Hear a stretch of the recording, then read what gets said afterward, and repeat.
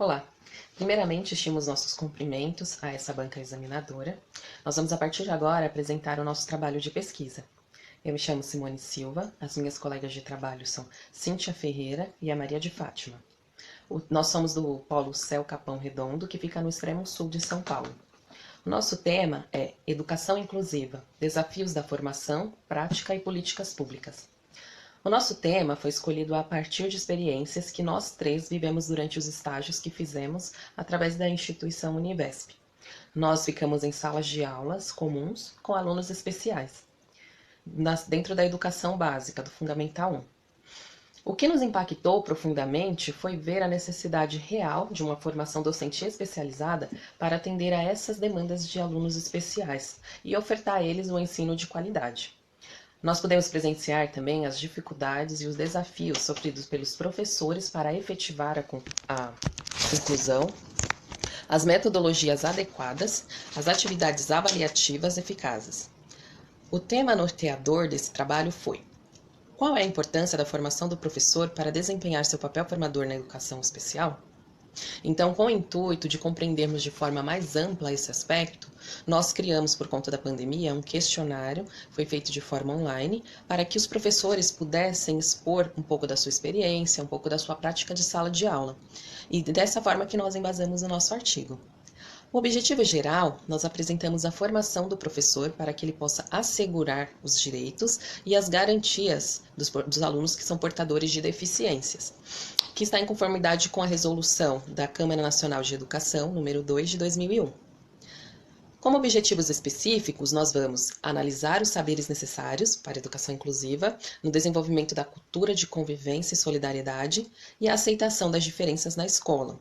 Também nós vamos dimensionar as políticas públicas, fazer uma reflexão com relação à educação continuada, para a formação na educação especial.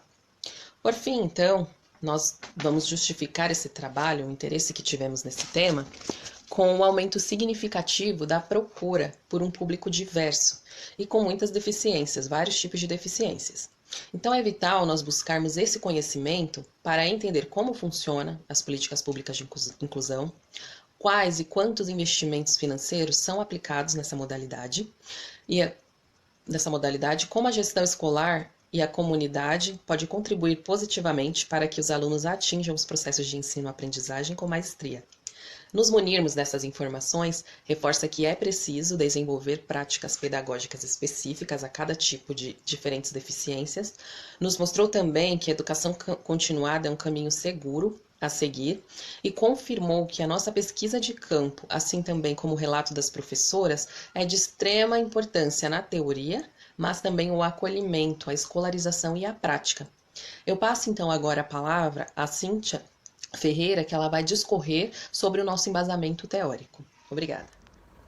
Olá, eu me chamo Cíntia e eu vou falar um pouquinho sobre as políticas públicas na educação inclusiva.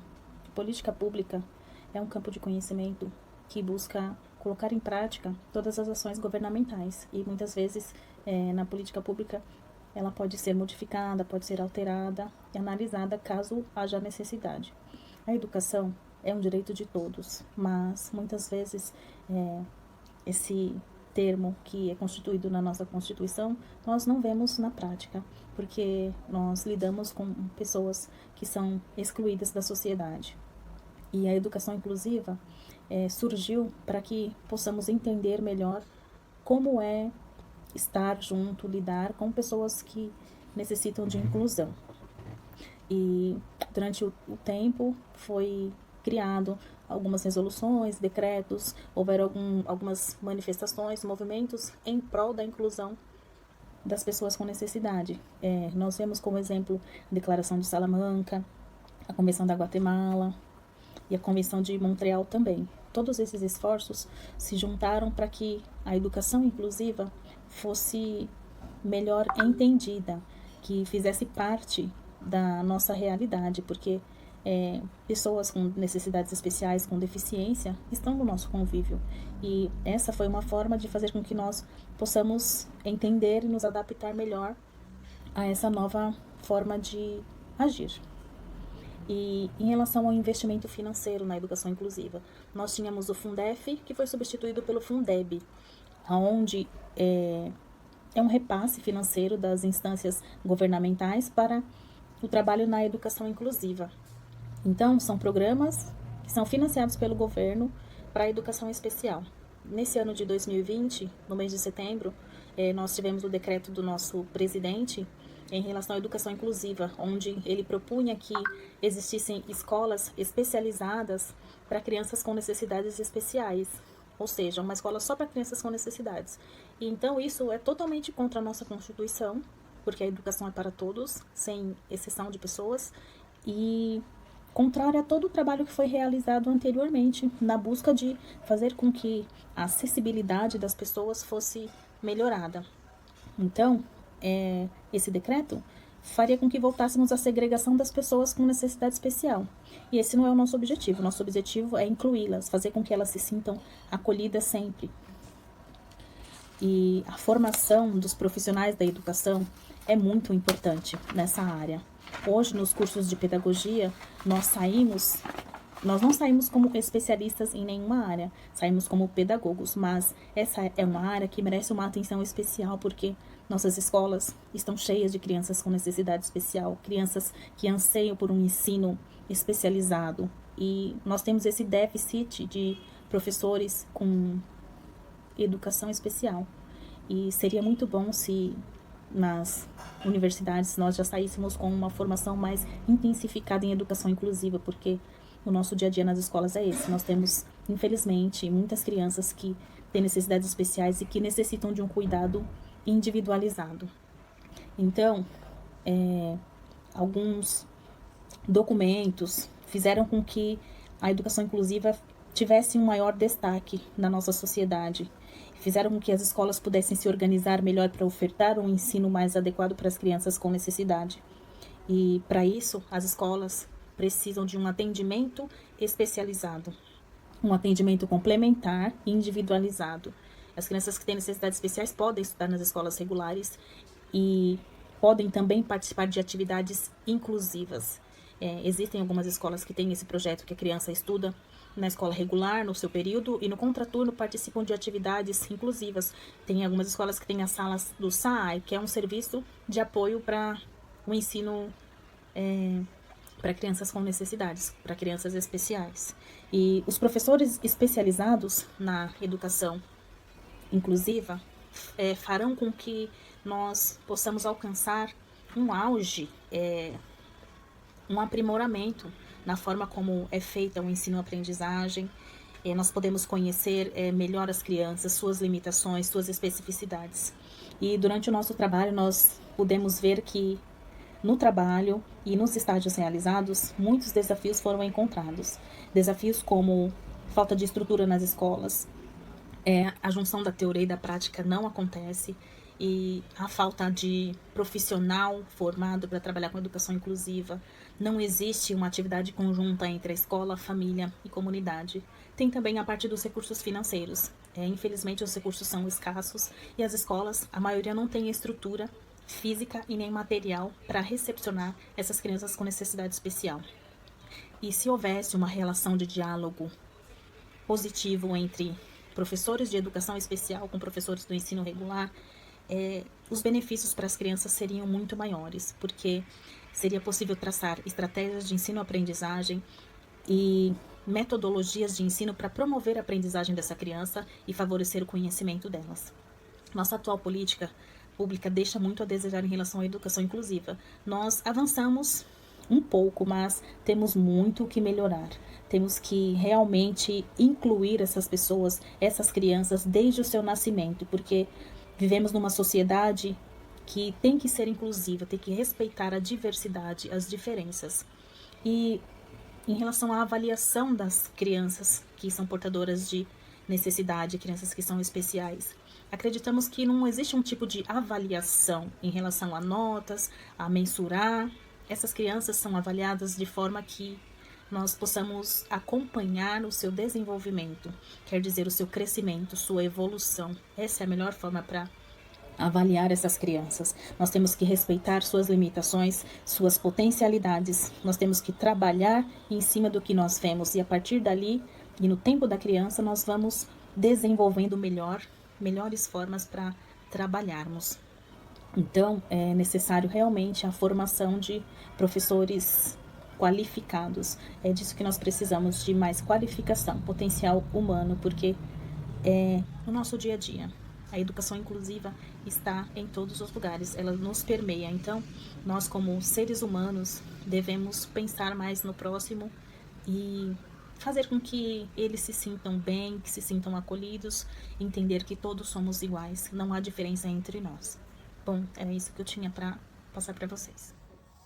Vou falar um pouco sobre as metodologias utilizadas para que o nosso trabalho fosse realizado. Para o desenvolvimento do nosso artigo, nós utilizamos uma abordagem qualitativa, que iniciou-se com a elaboração de um questionário e, posteriormente, após a divulgação do mesmo pelo Google Forms e respondido através das redes sociais, nós utilizamos como ferramenta para divulgação o WhatsApp, pois era imprescindível que o nosso público-alvo fossem professores da rede pública de ensino, que atuassem com o ensino fundamental 1. Nós utilizamos também o método descritivo para o desenvolvimento dos nossos estudos, com a leitura de referenciais teóricos, como artigos, teses, dissertações e também reflexões pertinentes ao nosso estudo, extraídos após as observações adquiridas através dos nossos estágios supervisionados. Pois foi sobre esse olhar que podemos perceber os desafios ao qual o professor se depara diante de classes inclusivas. As perguntas elaboradas por nós foram referentes às experiências profissionais sobre os desafios encontrados por professores na rede pública de ensino e as políticas públicas, como os professores abordam ou recepcionam as crianças nas salas inclusivas. E, por fim, sobre as práticas e metodologias aplicadas para auxiliar no acompanhamento destes alunos. Recebemos o retorno do questionário com a colaboração de 21 professores, que possuem experiência docente entre 4 a 35 anos. Inclusive, tivemos também a contribuição de alguns professores já aposentados. Os resultados da nossa pesquisa, de acordo com a discussão de dados, indicaram que a maioria dos professores entrevistados não estavam preparados para atuar com a educação especial em salas de aula inclusiva. Constatamos também que as dificuldades encontradas estão relacionadas desde salas superlotadas. A estrutura física das instituições muitas vezes não estão de acordo para atender esses alunos. Os recursos didáticos, incluindo materiais que possibilitam o acompanhamento da aprendizagem, são insuficientes e a falta de uma formação continuada foram, dentre outras, as queixas recorrentes, tanto para o professor que está há poucos anos na área, quanto para aqueles professores que atuam ou atuaram há muitos anos na carreira docente. O que nos leva a refletir sobre as políticas públicas, que há muito que se fazer na área da educação especial e inclusiva. Também sobre os investimentos como o Fundeb, que ainda há muito o que se concretizar. Portanto, quando pensamos em educação para todos, acreditamos que é necessário realizar mudanças na organização e das escolas para que as mesmas sejam capazes de incluir alunos com necessidades especiais, garantindo o acesso à permanência e à aprendizagem desses educandos.